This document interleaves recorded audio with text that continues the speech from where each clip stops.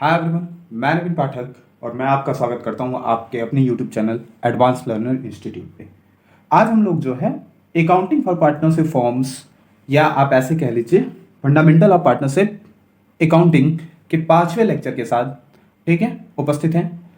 चौथा लेक्चर जो हमारा था वो बेस्ट था कि किस तरीके से इंटरेस्ट ऑन कैपिटल चार्ज किया जाता है, यानी कि पार्टनर्स के कैपिटल पे इंटरेस्ट किस तरीके से निकाला जाएगा। उसमें हमने आपको 4 या 5 केस जो है वहां पे डिस्कस किया था।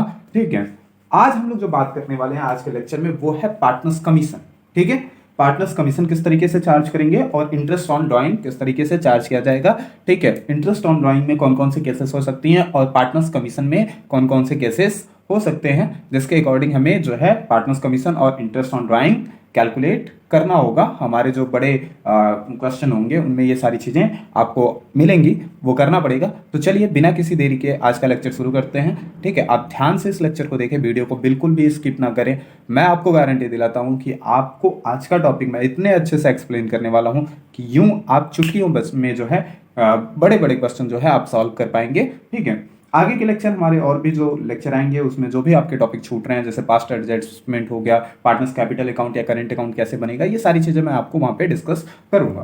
ठीक है, एक सीरीज वाइज जो है हम लोग जो है अपनी क्लासेस चलाएंगे। तो चलिए शुरू करते हैं। आज हम बात करेंगे पार्टनर्स कमीशन अकाउंट की। क्या पार्टनर्स कमीशन किसकी बात करने वाले हैं? Partners commission. ठीक है, पार्टनर्स कमीशन। अब देखिए पार्टनर्स कमीशन तो आपको पता है कि भाई पार्टनर्स को कभी कभी जो है अगर हमने पार्टनरशिप डीड में जो है मेंशन कर रखा है तो हमें पार्टनर्स को उनके कार्यों के लिए, वो जो भी कार्य कर रहे हैं फॉर्म में, उसके लिए हमें पार्टनर्स को कमीशन देना ही पड़ता है। तो चलिए देखते हैं पार्टनर्स कमीशन चार्ज करने के 2 तरीके हैं। एक तो है बिफोर चार्जिंग सच कमीशन। 2 तरीके हैं। पहला हमारा क्या है? Before charging such commission. Before charging such commission.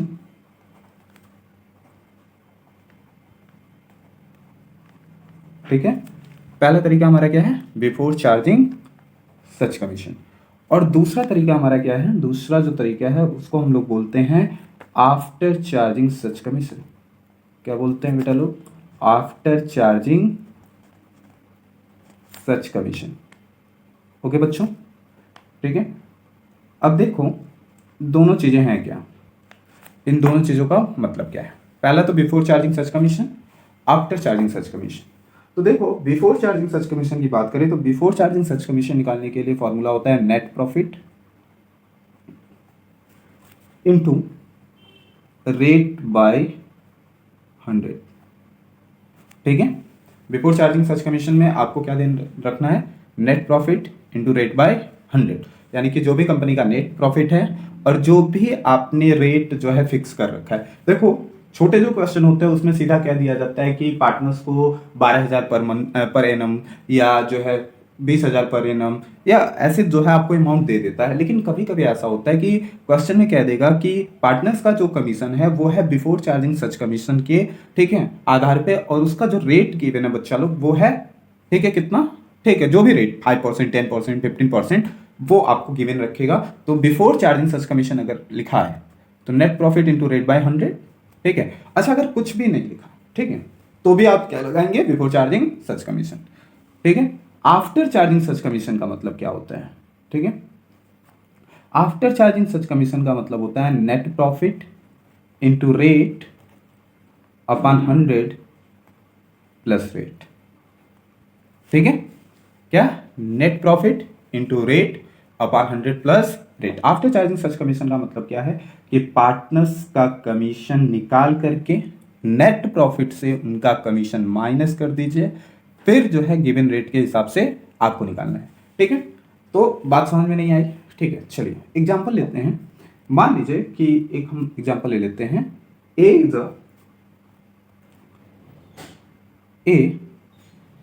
Is a partner in a firm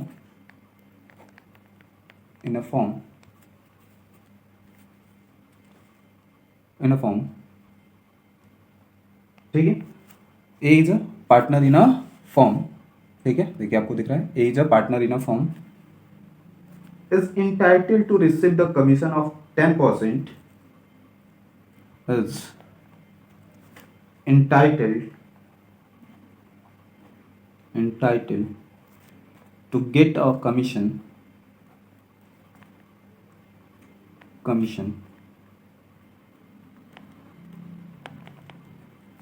of 10% on net profit okay. And उस पर्टिकुलर ईयर का मान लीजिए net profit of that particular year is 50,000, ठीक है, net profit of that particular year, ठीक है, accounting year या particular जो भी मान लीजिए, दैट अकाउंटिंग ईयर इज 50,000, ठीक है, 50,000, ठीक है। अब देखो 50,000 कह रहा है, ठीक है, और कह रहा है कि अब इसका आपको कमीशन निकालना है, ठीक है, कितना कमीशन मिलेगा। अब देखिए, ठीक है, कितना दिया है 50,000, तो आप क्या करेंगे, बिफोर चार्जिंग सच कमीशन के हिसाब से निकालेंगे। बिफोर चार्जिंग सच कमीशन क्या कहता है बच्चे लोग, कि 50,000 यानी कि नेट प्रॉफिट इंटू रेट कितना है भाई, ठीक है, 10% हमने ले रखा है, नेट कितना है 10%, तो 10, ठीक है, अपॉन 100, ठीक है, सीधा सीधा आप कर देंगे, आंसर आ जाएगा 5,000, ठीक है। अगर यहीं पे स्पेशली मेंशन कर दे कि according to after charging such commission, ठीक है, ये जो नेट प्रॉफिट होगा वो होगा अकॉर्डिंग टू, ठीक है, according to after charging such commission, after charging such commission, तब क्या करेंगे। तो मैंने क्या कहा कि आपको, ठीक है, नेट प्रॉफिट से पार्टनर का कमीशन घटा देना है, उसके बाद फिर गिवन रेट से आपको क्या करना है, निकालना है। तो सर ये तो पॉसिबल नहीं है क्योंकि हमें तो वही निकालना है, ठीक है, क्या, पार्टनर का कमीशन ही, तो हमें पता कैसे रहेगा कि कितना अमाउंट घटाना है। इसीलिए बेटा फॉर्मूला जो लगा था वो लगा था net profit into rate upon 100 plus rate, ठीक है, यानी कि वो रेट ऐड कर देंगे तो उतना क्या हो जाएगा, उतने रेट से माइनस हो जाएगा, तो वही फॉर्मूला लगा देंगे, ठीक है, क्या 50,000, ओके, 50,000 इंटू रेट क्या है 10% अपॉन 100 प्लस 10 110, ठीक है। अब इसे कैलकुलेट कर लीजिए, जो भी आपका कमीशन आएगा वो क्या होगा, आ जाएगा आपका, ठीक है, जो भी अमाउंट यहाँ पे निकलता है। तो ये हो गई भाई पार्टनर्स कमीशन अकाउंट, ठीक है, पार्टनर्स का कमीशन कैसे कैलकुलेट करेंगे इस पे हमारी बात। अब हम बात करेंगे इंटरेस्ट ऑन ड्राइंग पे, किस पे, इंटरेस्ट ऑन ड्राइंग पे। अब देखिए इंटरेस्ट ऑन ड्राइंग कैसे निकाला जाएगा ये हमें देखना है, ठीक है, इंटरेस्ट ऑन ड्राइंग, ठीक है। चलिए भाई, इंटरेस्ट ऑन ड्राइंग हमें निकालना है, क्या निकालना है, इंटरेस्ट ऑन ड्राइंग। देखो बच्चा लोग, इंटरेस्ट ऑन ड्राइंग कि मैं आज आपको 7 से 8 केस बताऊंगा, ठीक है, या हो सकता है वीडियो ज़्यादा लंबी बड़ी ना हो, लंबी ना हो, इसके लिए मैं कुछ केसेस आज आपको इस वीडियो में समझा दूंगा या कुछ केसेस जो है अगली वीडियो में। मैं पूरी कोशिश करूंगा कि सारी के सारे केसेस इसी वीडियो में हमारे क्या हो जाए, एडजस्ट हो जाए। तो चलिए, केस नंबर फर्स्ट कहता है, केस नंबर फर्स्ट क्या कहता है कि मान लीजिए, ठीक है, पार्टनर्स के बीच में कोई एग्रीमेंट नहीं है, ठीक है, पार्टनर्स के बीच में कोई एग्रीमेंट नहीं है, यानी कि पार्टनरशिप डीड नहीं बना है, तो इस कंडीशन में आपको किसी भी प्रकार का इंटरेस्ट ड्राइंग पे चार्ज नहीं करना है, ठीक है, no interest, no interest is charged on the drawings if there is no express agreement, if there is no agreement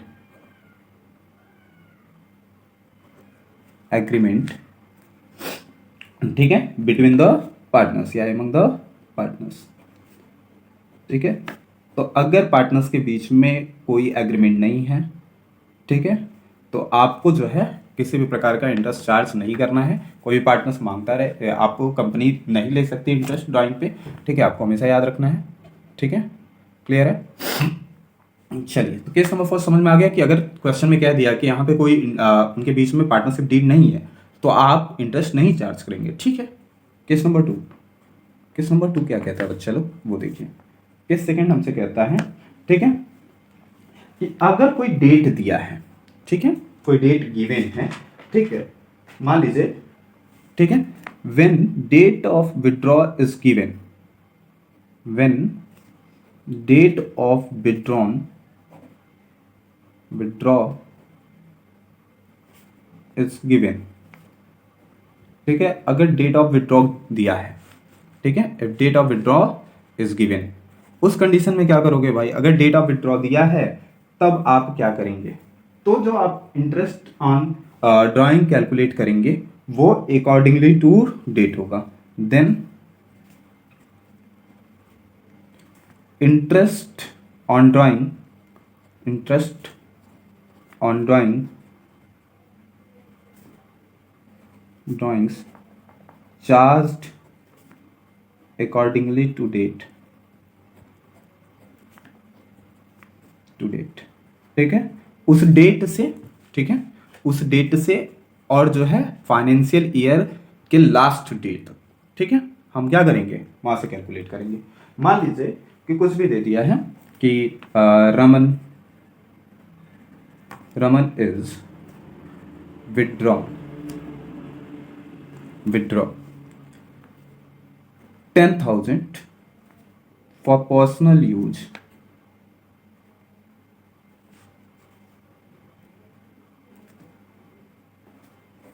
from the firm on 1st September 2019। ठीक है, द रेट ऑफ इंटरेस्ट, ठीक है, तो interest on drawing, interest on drawing, okay, at the rate of 10% per annum according to date। ठीक है, ये हमारा question हो गया। मान लीजिए हमने ले लिया कि रमन ने जो है 10,000 रुपये निकाला जो है फॉर्म से, कब निकाला भाई, ठीक है, 1 सितंबर 2019 को। इंटरेस्ट ऑन ड्राइंग जो है 10% पर एनम है अकॉर्डिंग टू डेट। एज्यूम कर लीजिए, एज्यूम, ठीक है, एज्यूम आपको मान के चलना है कि year ended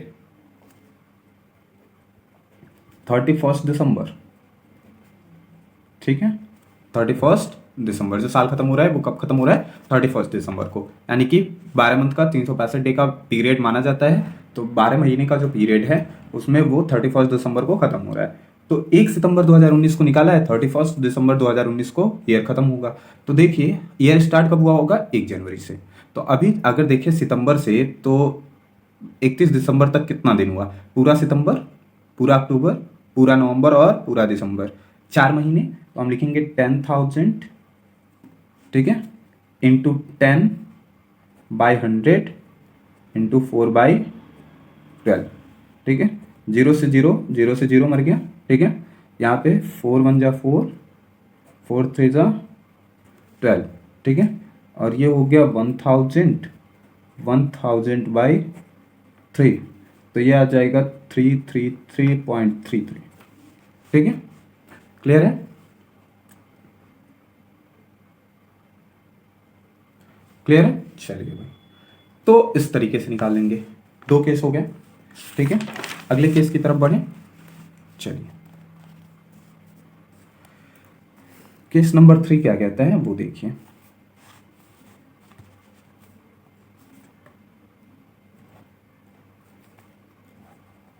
case number 3, case 3 क्या कहता है वो हमको ध्यान देना है।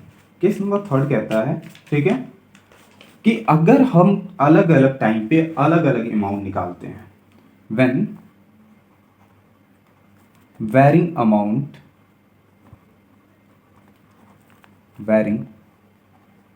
amounts withdrawn at different intervals, withdrawn at different intervals, ठीक है, मतलब अलग अलग टाइम पे हमने अलग अलग अमाउंट निकाल रखा है।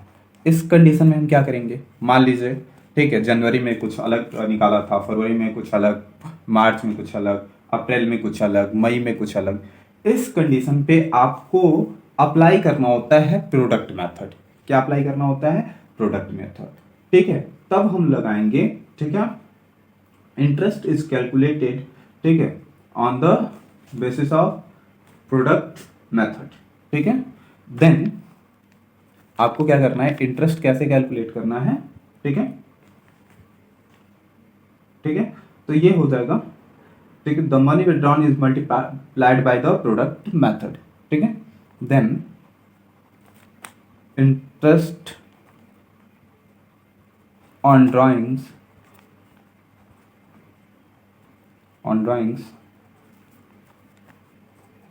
calculated on the basis of product method, ठीक है।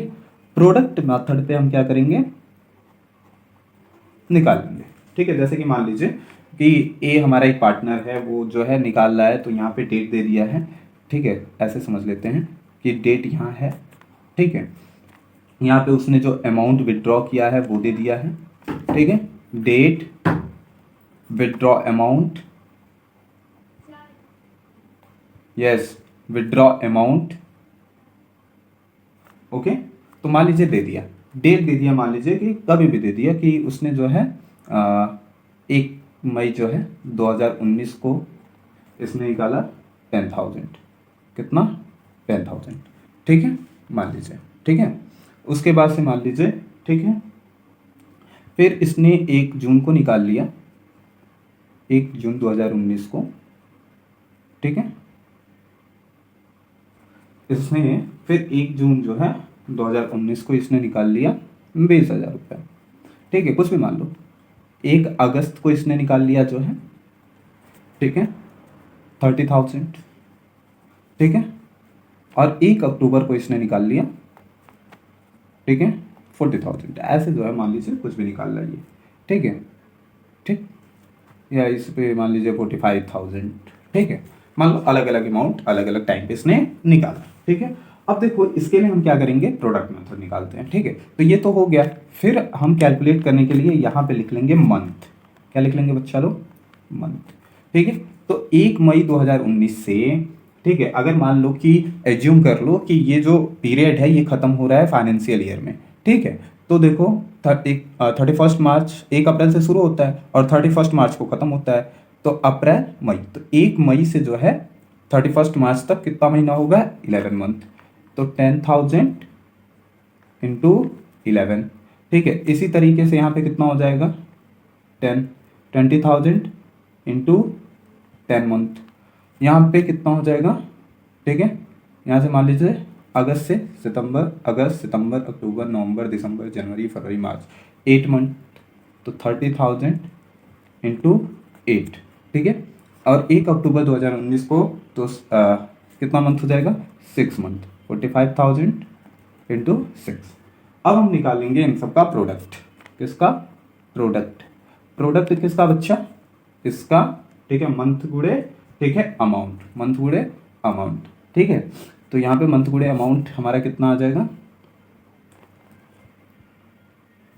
ठीक है, ठीक, क्लियर है आपका जो है। चलिए भाई,